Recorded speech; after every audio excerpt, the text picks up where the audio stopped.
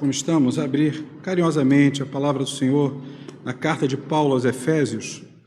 Nós vamos abrir no capítulo 6. Carta de Paulo aos Efésios, capítulo de número 6.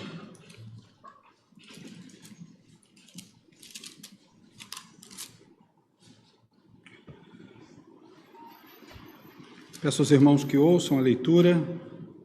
Nós iremos realizar essa leitura, estarei fazendo a leitura para os irmãos do verso 10 ao verso 20.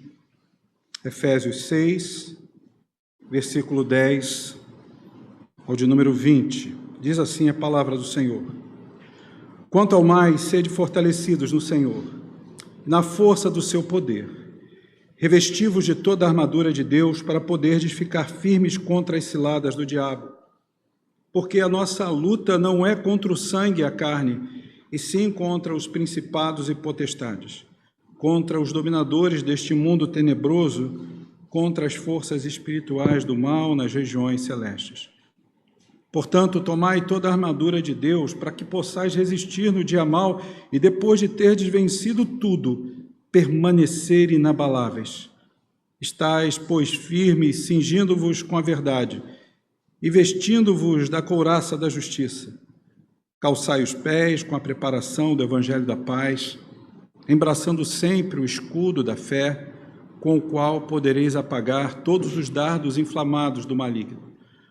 Tomai também o capacete da salvação e a espada do Espírito, que é a palavra de Deus, com toda a oração e súplica, orando em todo o tempo no Espírito, e para isto, vigiando com toda perseverança e súplica por todos os santos, e também por mim, para que me seja dada, no abrir da minha boca, a palavra para, com intrepidez, fazer conhecido o mistério do Evangelho, pelo qual sou embaixador em cadeias, para que em Cristo eu seja ousado para falar como me cumpre fazê-lo. Vamos orar mais uma vez? Muito obrigado, Pai, pela Tua palavra que é lida, pela Tua palavra que será exposta. Mas muito obrigado porque nada disso teria valor se o Teu Espírito não estivesse agindo, estivesse inspirando o nosso coração e a nossa mente a obedecer a Tua voz através da Tua palavra. Aplica Tu mesmo a Tua palavra ao nosso coração, Senhor, nessa manhã, para que possamos sair daqui edificados e sairmos daqui mais encorajados para anunciar a mensagem do Evangelho, em nome de Jesus. Amém. Meus amados irmãos, essa palavra que eu trago a vocês essa manhã, essa exposição desse trecho da carta do apóstolo Paulo, escrevendo à igreja de Éfeso. Aliás, não sou eu que digo isso, não sou eu que afirmo, são os grandes comentaristas e eruditos das Escrituras. Ao longo dos séculos, eles declaram que, depois da carta de Paulo aos Romanos, que é um tratado dogmático, é um tratado da nossa doutrina de fé cristã, ali você tem todo um arcabouço sobre a soteriologia, que é a doutrina da salvação. Tudo ali em Romanos, essa é a carta magna, né? Depois de Romanos, o texto mais doutrinário seria a carta de Paulo aos Efésios, e que vai ecoar lá em Apocalipse, quando o Senhor diz, escreve ao anjo de Éfeso. Esse trecho aqui é um trecho que ele nos exorta a buscar a força do Senhor. Esse texto aqui, essa perícope, que a partir do verso 10 tem como título das sociedades bíblicas a armadura de Deus, é um texto que visa nos encorajar a dependermos mais do Senhor. Mas dependendo do Senhor de forma a percebermos que nós somos fracos, estamos diante das nossas fraquezas todos os dias. Mas não somente isso. As nossas fraquezas, elas nos expõem. Se elas não nos expõem diante do público, porque nem tudo a respeito da sua fraqueza, e aí coloque-se um sinal de igualdade ao lado da expressão ou do termo fraqueza, pecado. você está diante dele todos os dias. Mesmo que não haja uma publicação desse pecado para a sociedade, para as pessoas que estão ao seu entorno, sejam elas no seu local de trabalho, sejam elas na sua própria família, ou até na igreja. Mas você sabe quais são as suas fraquezas. E mesmo essas fraquezas não expostas, nesse texto Paulo nos exorta a buscar a força do Senhor, especialmente nos momentos mais difíceis, aonde estamos percebendo na nossa caminhada de vida cristã, porque nós somos do Senhor. Você é do Senhor, nós somos servos do Senhor, somos cristãos, mas não estamos de forma alguma imunes de sermos bombardeados, de sermos afrontados, de sermos perturbados pela nossa própria fraqueza. E é interessante que esse texto aqui, ele vai nos enfrentar, vai nos ajudar a nós enfrentarmos os desafios mais retumbantes da nossa alma. É o que o texto mostra para a gente. Para que no momento em que você esteja abatido, isso é o que Paulo quer mostrar àqueles irmãos do passado, você possa retomar a caminhada de uma forma encorajadora, de uma forma consoladora, de uma forma em que você perceba que a graça de Deus está operando na sua vida. João Calvino, o reformador, ele afirmou certa vez que a nossa sabedoria, de uma forma bem resumida, ela consiste quase inteiramente em duas partes. A primeira parte da nossa sabedoria é sobre o conhecimento de Deus. E a segunda parte é sobre o conhecimento que você tem a respeito de você mesmo. O conhecimento que temos a respeito de nós mesmos. E é interessante isso porque nós precisamos conhecer a Deus também, o poder que vem de Deus, claro, também através das nossas limitações da alma, através das nossas fraquezas mais profundas. E eu queria então nessa manhã compartilhar com você, que talvez esteja aqui nessa manhã, eu não sei, talvez você esteja bem demais, e louvado seja o nome do Senhor por isso. Talvez o seu coração esteja bem estabilizado na sua relação com você, de forma interna, de forma latente, e também na forma como você expressa a sua relação com Deus, como você também demonstra isso na sua caminhada com seus irmãos, de forma patente, né? Talvez você esteja passando por um momento bom, tranquilo, em que você não esteja sendo confrontado com fraquezas do teu coração. Mas se você está aqui nessa manhã com a alma comprimida, com o coração apertadinho, se você está aqui nessa manhã passando por lutas existenciais que estão tentando sucumbir e tentando apontar para você que não tem jeito, não tem saída, essa fraqueza na tua vida nunca vai mudar, é para você que eu quero trazer essa palavra nessa manhã, ou você que está em casa. Então, eu queria compartilhar sobre o tema palavra de ânimo para o coração abatido. Há uma boa notícia para o coração abatido, a partir desse texto. Veja comigo o que diz o verso 10, 11 e 12. Ele declara assim, quanto ao mais, e eu queria que você fizesse um exercício. Você agora ouvisse essa leitura, não como Paulo dirigindo essa carta, essa missiva, portanto, para aqueles irmãos de pouco mais de 2000 anos atrás, lá na cidade de Éfeso, mas você ouvisse Deus falando com você, agora, aqui nesse lugar. Olha o que aqui diz o texto. Quanto ao mais, seja fortalecido no Senhor, na força do seu poder. Revesti-vos de toda a armadura de Deus para poderdes ficar firmes contra as ciladas do diabo, porque a nossa luta, definitivamente, a nossa luta não é contra carne e sangue, sim contra os principados e potestades, contra os dominadores deste mundo tenebroso, contra as forças espirituais do mal nas regiões celestes. Sabe o que é que a palavra de Deus, através de Paulo, quer lembrar para você nessa manhã, meu amado, minha amada?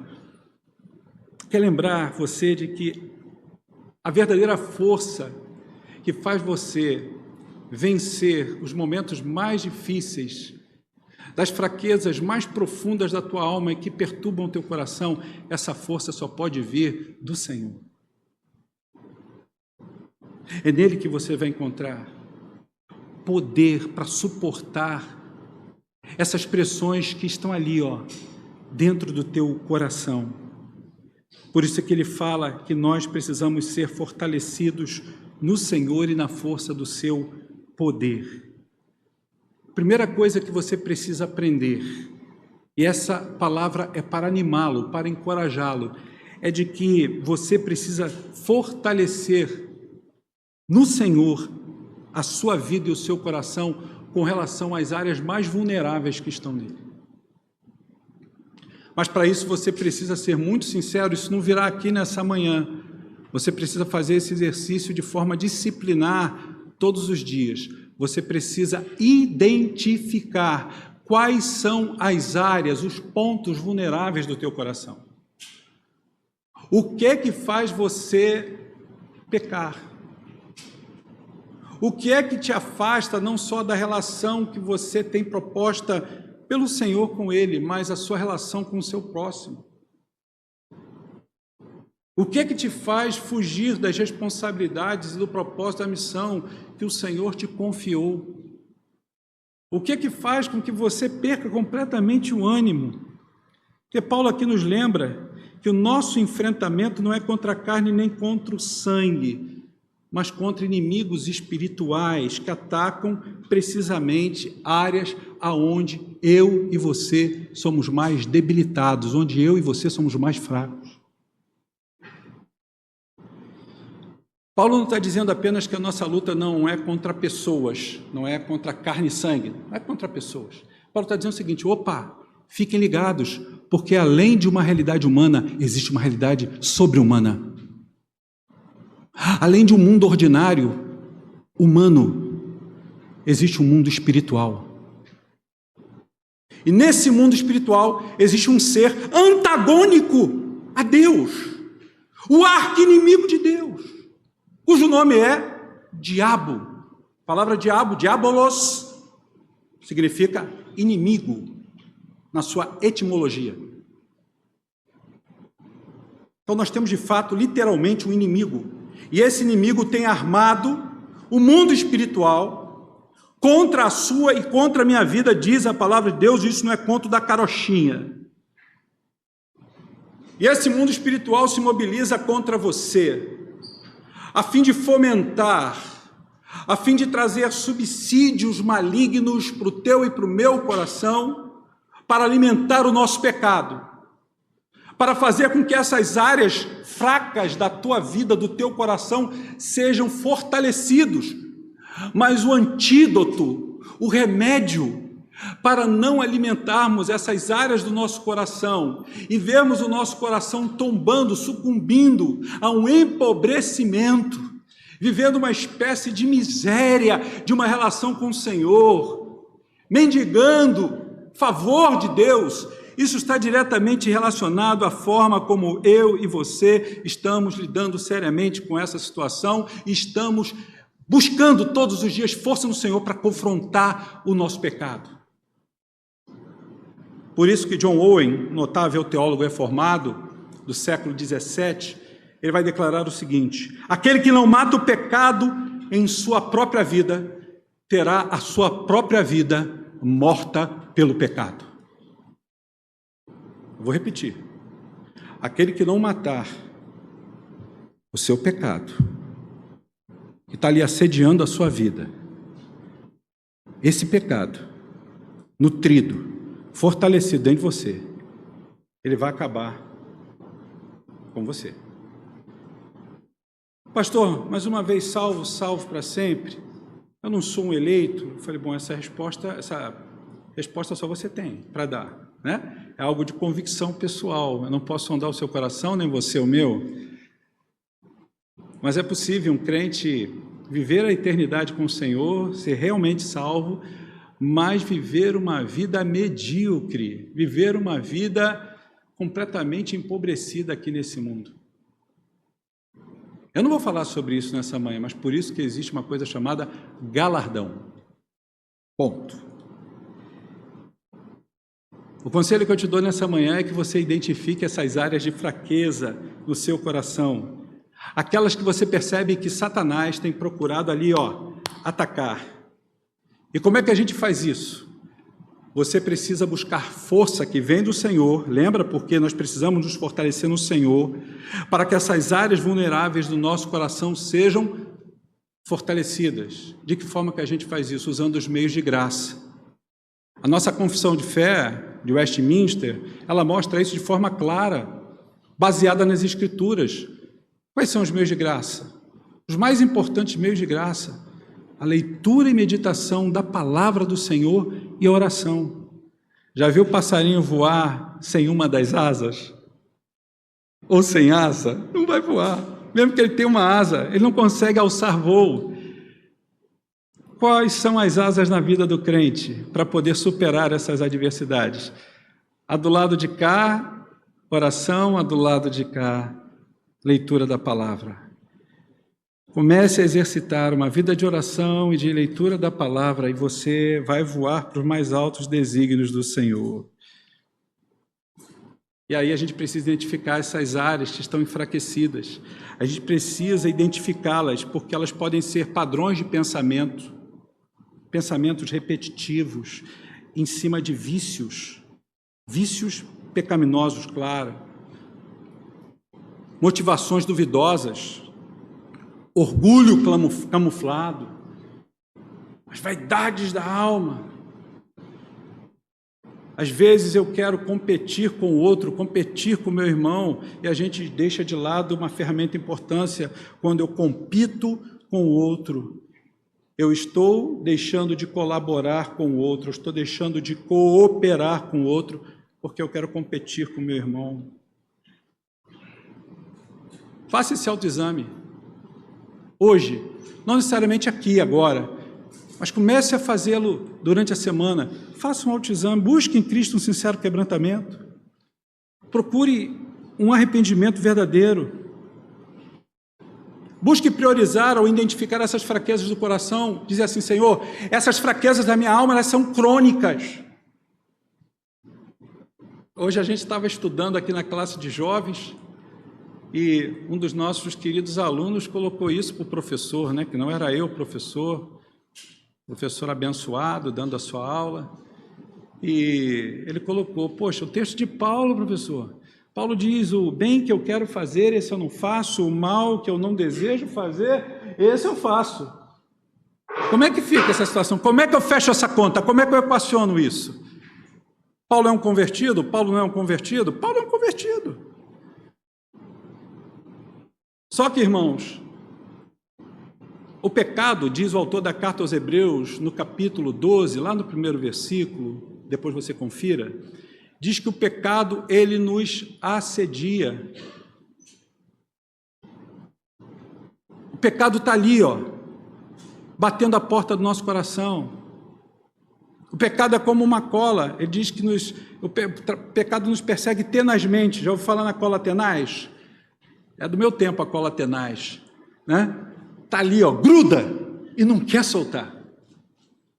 É assim que o pecado faz.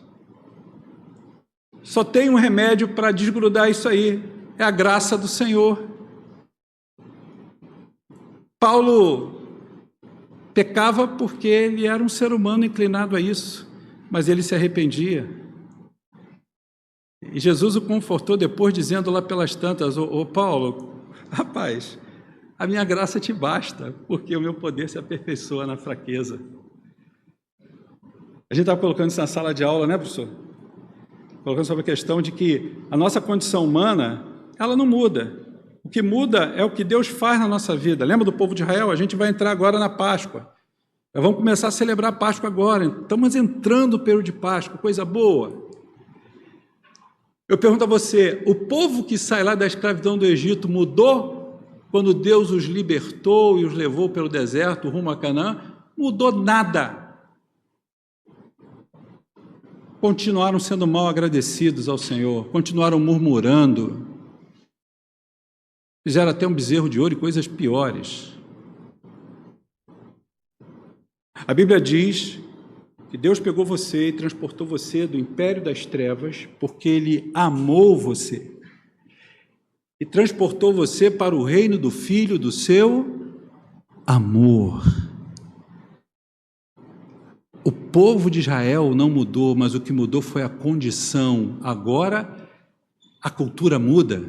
Se havia uma cultura de escravidão, agora a cultura de libertação, e Deus caminhando com o seu povo, amando o seu povo, instruindo o seu povo, perdoando o seu povo, sustentando o seu povo, tendo misericórdia para com o seu povo, e é isso que Ele faz com você e comigo. Porque o nosso coração é propenso a essas coisas, mas eu gosto muito do texto de 1 de Pedro, capítulo 5, versículo 8. Isso traz um alento tremendo para o meu coração. Quando eu olho para esse texto, Pedro enfatiza, olha o que é que ele diz, 1 de Pedro 5, 8, sede sóbrios e vigilantes.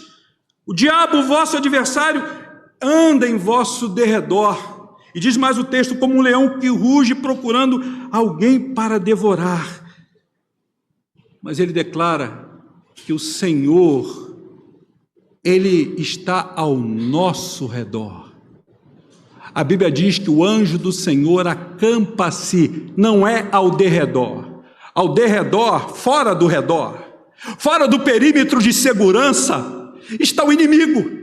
Mas próximo a você e a mim, ao nosso redor, está o Senhor, cuidando de você, suprindo as suas necessidades, fortalecendo você em meio às suas fraquezas. E eu me lembro de um cântico que meu pai cantava, botando lá a fitinha dele, cassete, naquele aparelhinho lá em cima da geladeira, quando a música dizia assim, ao meu redor, Deus sempre está.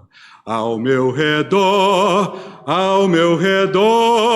para me guiar, com seu amor, tão puro e bom. Ele está sempre ao meu redor, para me guiar.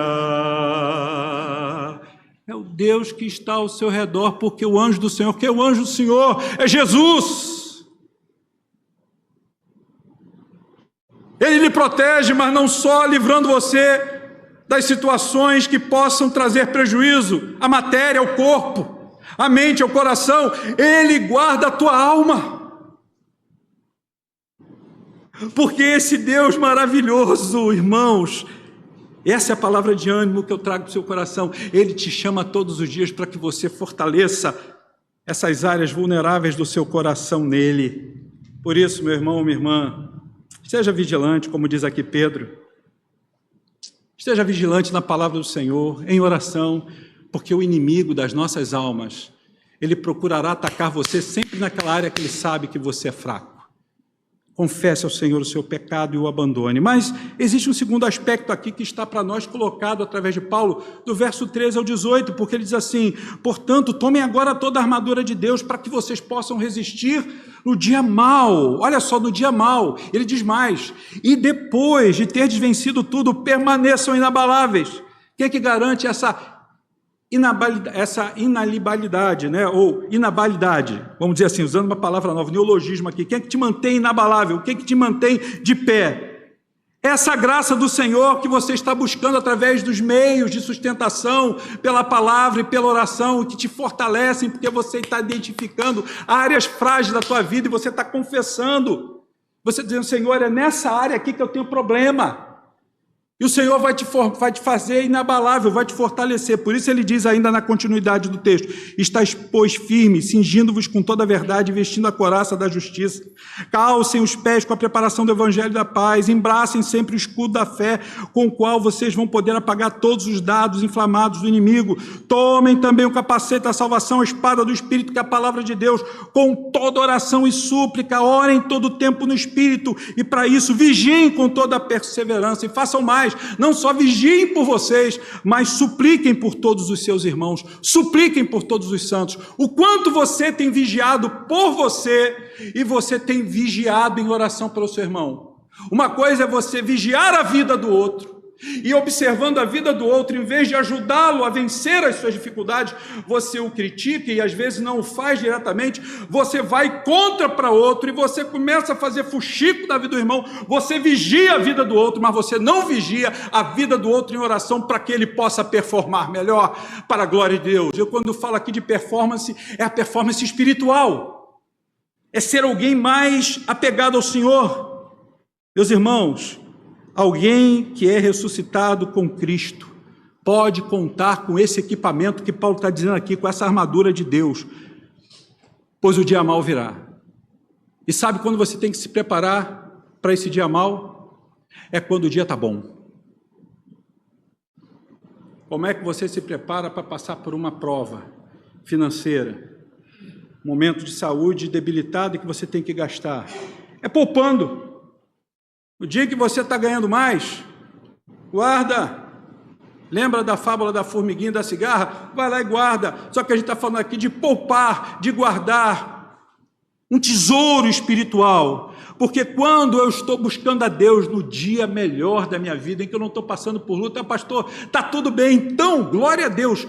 Busque mais o Senhor agora, porque você vai criar um lastro, uma reserva de poder, porque quando o dia mau chegar, ele vai chegar.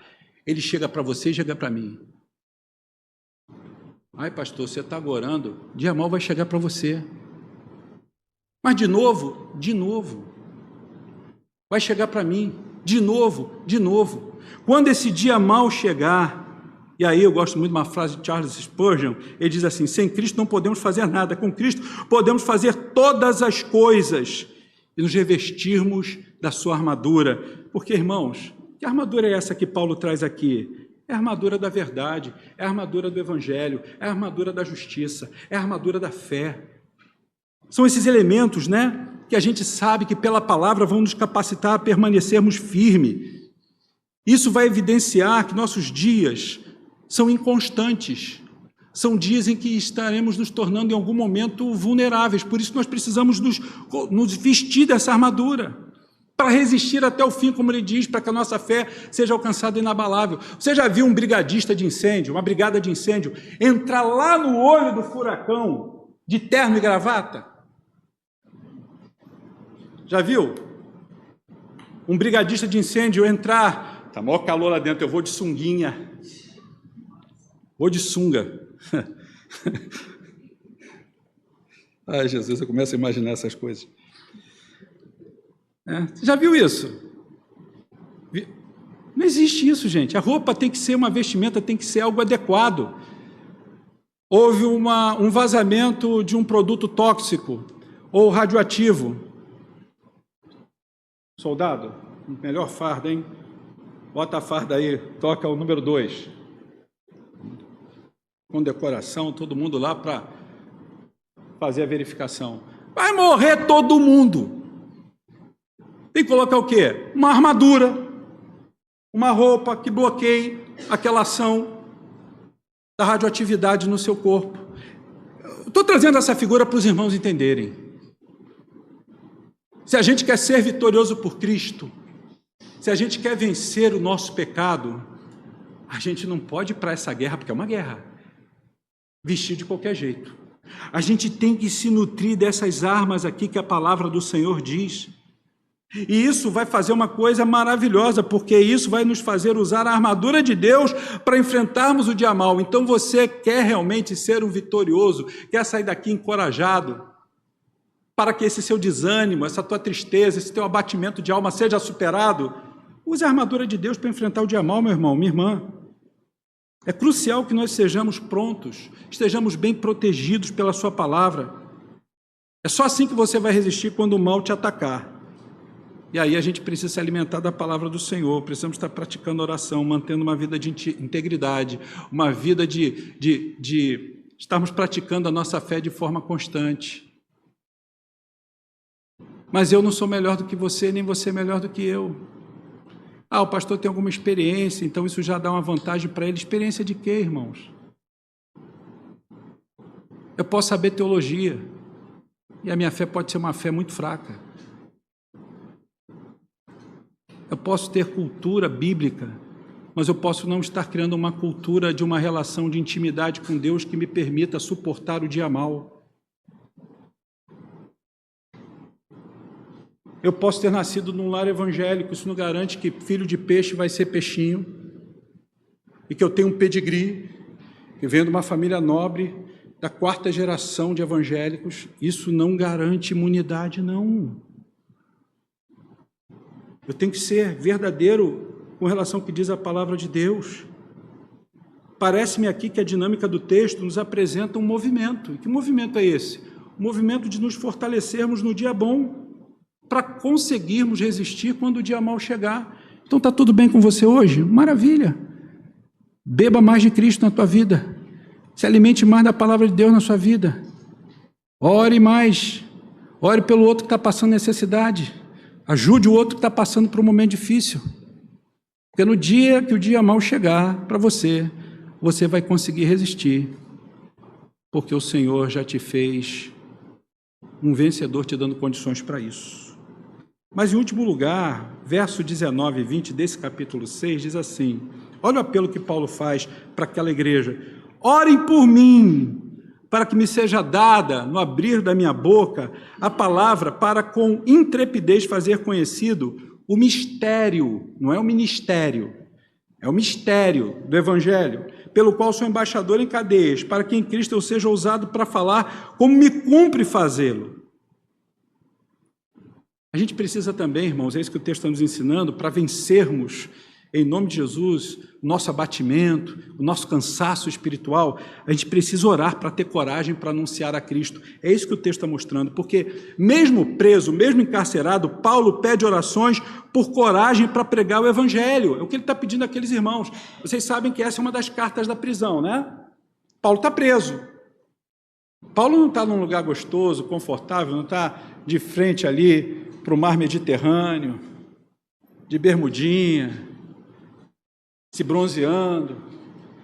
Paulo não está numa escola teológica, com todos os seus livros, diante de todos os seus alunos, seus discípulos, e agora tirou um tempo para escrever uma carta para os irmãos lá em Éfeso. Não, Paulo está preso, encarcerado, numa masmorra, amarrado com guardas, mesmo amarrado, mesmo com tornozeleira, que não era essa eletrônica, mas de ferro, de um lado do outro. Paulo está lá nessa condição, fazendo suas necessidades fisiológicas ali, tendo que conviver, segundo a tradição, 3 dias com todas as suas fezes e urina ali, 3 dias, depois vinham e limpavam, se alimentando ali. E aí Paulo pede a alguém que escreva. Era um direito dele como cidadão romano, ele tinha esse privilégio. E ele está dizendo para aquela igreja, ó, anota aí que eu estou pedindo oração aqui. Não era um super Paulo, nem um super crente. É alguém que reconhece de fato, mesmo encarcerado, que ele precisava contar com as orações da família da fé, para que ele tivesse o quê? Coragem para anunciar o Evangelho de Cristo. Porque ele era embaixador, segundo o texto, em cadeias, não é o que diz aí, o verso 19 e 20. E aí, meus irmãos, eu gosto muito de uma fala de João Calvino, o reformador, que ele diz assim, a oração... Presta atenção o que Calvino diz. A oração é a respiração dos fiéis, o oxigênio na vida do crente. O que é que isso demonstra? Que eu preciso me oxigenar a alma, o meu espírito, para poder, com efetividade, anunciar o Evangelho de Cristo. E esse Evangelho não vem da gente, ele não vem de nós, mas vem da graça que Deus concede através da oração. Pastor, o senhor acredita que eu sei que eu preciso evangelizar, mas às vezes eu não quero evangelizar? Eu vou falar para você, eu acredito, porque também isso acontece comigo. Às vezes estou desanimado, às vezes não estou tão confiante, mas aí eu me dobro diante do Senhor, reconheço as minhas fraquezas e reconheço que eu preciso obedecer à voz do meu Senhor. Preciso atender o mandato dele, dizendo, ide por todo mundo e anuncie o Evangelho. E aí, meus irmãos, eu passo a ler mais a palavra, porque eu sei que a palavra de Deus ela vai alimentar a minha fé. Eu passo a buscar mais o Senhor com especificidade, pedindo, Senhor, tem misericórdia do meu coração tão duvidoso, meu coração tão dúbio, meu coração tão fraco. Enche os meus dias com desejo de te adorar, enche o meu coração com desejo de reconhecer quem o Senhor não somente faz, o que o Senhor não somente faz, mas faz-me reconhecer quem o Senhor é. E a gente começa a perceber, e Deus volve o nosso olhar para coisas assim simples, a gente percebe, puxa vida, nas coisas simples Deus tem me abençoado, tem cuidado de mim, sabe, irmãos? E a gente precisa aprender isso, a gente está fazendo isso aqui de forma coletiva hoje, mas a gente também precisa aprender a fazer isso de forma privada, sabe? Naquele quarto, que Jesus fala, quando for orar, quando for buscar intimidade com o Pai, entra no teu quarto em secreto. Ninguém precisa ficar sabendo que você vai dispensar um tempinho de oração. Tranca a porta, busca o Senhor, porque em secreto Ele vai te recompensar. Eu estava falando para os jovens agora aqui, né, que às vezes é muito perigoso a gente ficar sozinho. Você sabe, de fato, quem você é quando você está sozinho. Preciso desenhar? Eu acho que não. A coisa mais perigosa é você ficar sozinho. Eu sou um perigo quando eu estou sozinho. E aí, a gente precisa, com humildade, dizer, Senhor, eu quero ter um momento de intimidade contigo, eu quero para o meu quarto fechar a minha porta, isso pode ser de forma simbólica, né? Mas eu quero fechar a porta do meu coração para os barulhos e para os sons desse mundo. Eu quero fechar a porta do meu coração para as influências do mal. Eu quero que o Senhor tranque a porta do meu coração para eu ter um momento agora em que a minha alma ela se consuma pela Tua presença. Ela deseja a Tua presença. Eu quero ser abraçado pelo Senhor, pela Sua comunhão. Eu quero que o Senhor me leve a uma vida, a cultivar uma vida de oração. E que eu possa ter poder dado pelo Senhor para confrontar o meu pecado todos os dias. Irmão, sem isso, não há vida cristã verdadeira e funcional. Você pode estar vivendo uma religiosidade cristã, mas não uma espiritualidade cristã. Existe uma diferença abissal, diametralmente oposta nesses dois termos.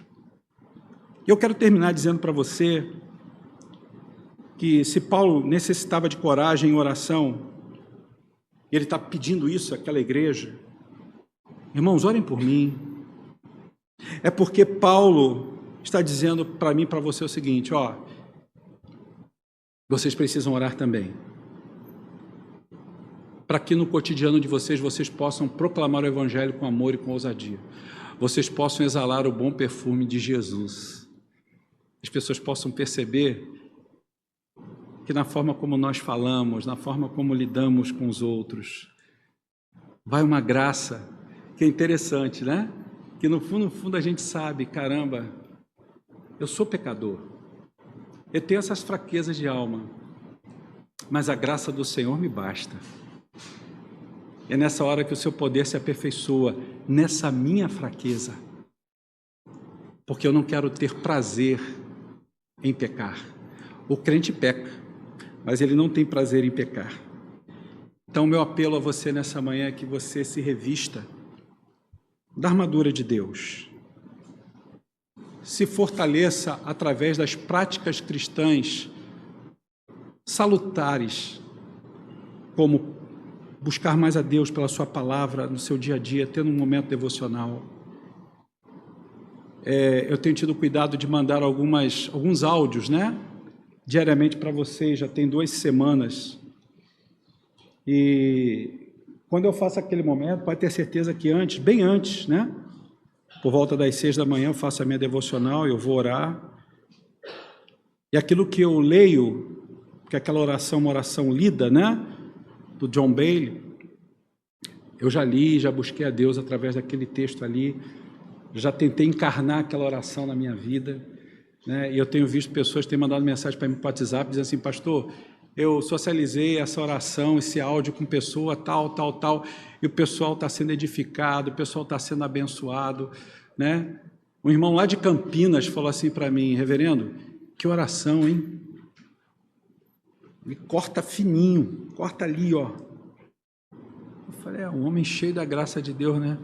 O cara que viveu há 2 séculos, mas tinha intimidade com o Senhor, porque tinha uma prática de oração, uma prática de leitura da palavra, uma prática de comunhão com a sua igreja, um homem que buscava a Deus para viver uma vida de santidade.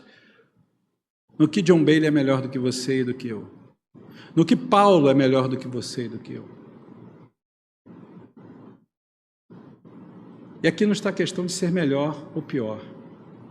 Aqui está a questão de todos nós buscarmos atentamente, em vez de olharmos somente para o exemplo de Paulo, para o exemplo de Timóteo, para o exemplo de Moisés, para o exemplo de Davi, né?